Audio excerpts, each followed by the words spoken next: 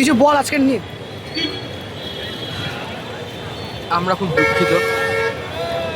এই সামনে আমাদের প্রোটেস্ট হচ্ছে, ককরোচ জনতা পার্টি।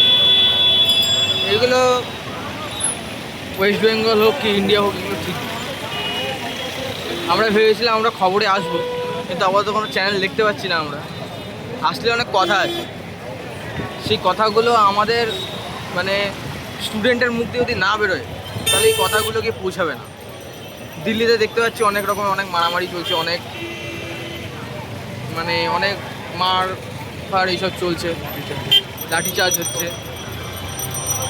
এইগুলো একটা স্টুডেন্টের উপরে করা ঠিক না। তাদের বাইক ধরবো চলে এবারে।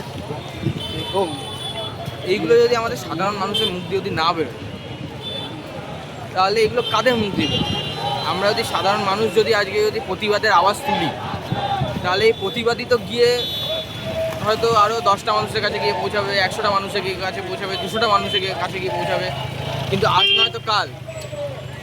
এটা তো সরকার দেখতে পাচ্ছে, কিন্তু কোনো তার অ্যাকশন নিচ্ছে না, উল্টে অ্যাকশন নিচ্ছে কি লাঠিচার্জ।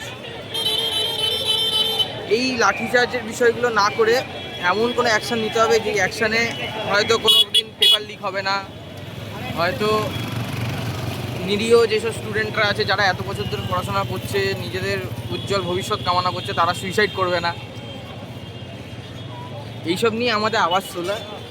এটা আপনারা একটু গুরুত্ব দিন, সরকারের কাছে এটা আবেদন, আপনারা একটু গুরুত্ব দিন, আমাদের দিকটা দেখুন। আপনাদের পড়াশোনা শেষ হয়ে গেছে বলে আমরা পড়াশোনা করছি, এটা নতুন জেনজি এসছে, তা বলে এই না যে জেনজি মানে কি লাঠিচার্জ করতে হবে, প্রোটেস্টে দাঁড়ালে এই করতে হবে, এগুলো ঠিক না। যেটা বলছে সেটা নিয়ে একবার ভেবে দেখুন, এটাই আশা রইল আপনারা দেখবেন। আজকে আপনারা আসুন শিয়ালদা, আমাদের এখানে প্রোটেস্ট হচ্ছে, ওই দিকে দেখতে পাচ্ছেন। এখান থেকে